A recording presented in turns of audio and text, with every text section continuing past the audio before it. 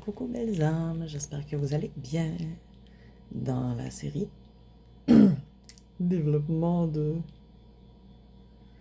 Ça fait rien que la quatrième fois que je recommence la vidéo. Écoute, je commence à être fatiguée un petit peu, je pense.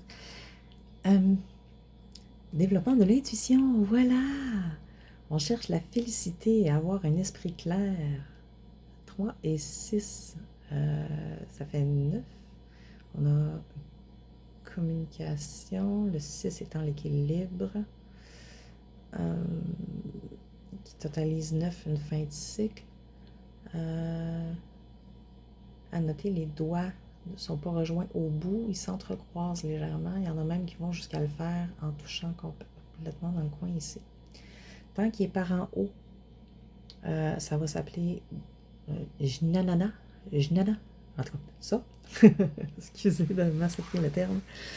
Quand on le descend en bas, il va s'appeler Chin et il va servir plus à aller vers l'intérieur. Donc, qu'on le fasse devant soi, peu importe, à côté sur le genou, ça n'a pas d'importance si on est assis ou debout. Et celui-là sert à la communication surtout spirituelle, aide le chakra de la gorge. Et c'est bien, on le fait vraiment comme ça. Ensuite, je suis retournée fouiller dans l'oracle des petits magiciens par Noémie Tricoche. On a la carte 17, le parchemin de gratitude. Là, je vais arrêter de les comparer avec le tarot, en fait. Parce que 17 étant l'étoile, quelqu'un qui s'accepte pleinement, ben oui, ok, ça a du sens. Qui comprend qu'il y a des grâces qui viennent du divin et de la terre et qui, bref, est en équilibre avec ses émotions. Si je me fie à mon intuition, moi, ce que ça me disait, c'est justement recevoir de la sagesse et faire attention à ce qu'on pense, à ce qu'on dit, à ce qu'on projette comme énergie. Sinon, comme carte de tarot, on me faisait penser au hiérophant, où justement tu partages ta sagesse et tes connaissances. Et dans le livre, c'est absolument pas ça. C'est juste de faire comme Jules César, de se faire un parchemin de gratitude du nom du roi ou de la reine avec votre nom dessus.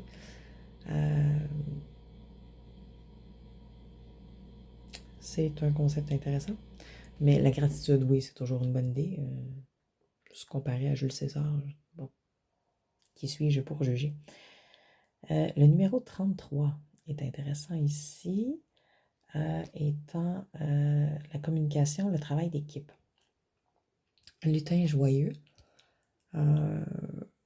sur un champignon dans la forêt.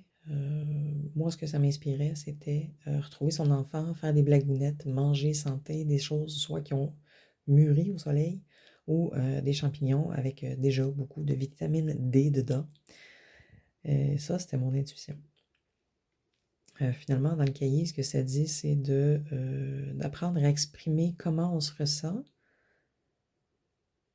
pour que les autres apprennent à connaître le vrai nous.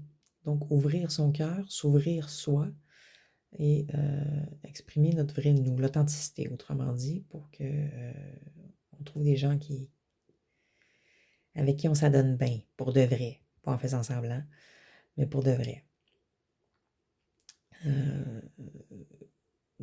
Donc, mon intuition, j'en avais des petits bouts, mais c'était pas tout comme dans le livre, puis c'est correct de même.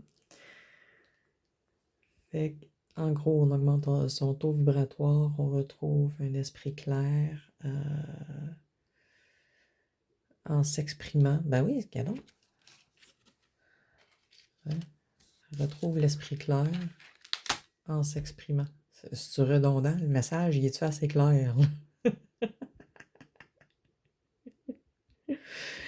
Sur ce, ben, je vous souhaite de trouver l'équilibre, de bien vous amuser et d'explorer votre propre intuition. Mettez dans les commentaires ce que vous aviez vu, vos impressions et des critiques constructives, voilà. Incluant achète-toi un trépied, Julie, la caméra qui bouge, c'est horrible. Je les entends d'ici, vos commentaires. Je l'entends pas, mais c'est pas grave. Je suis capable de m'y faire seule. Donc, Ben, merci, bonne soirée. Trouver l'équilibre, je vais essayer d'en faire autant.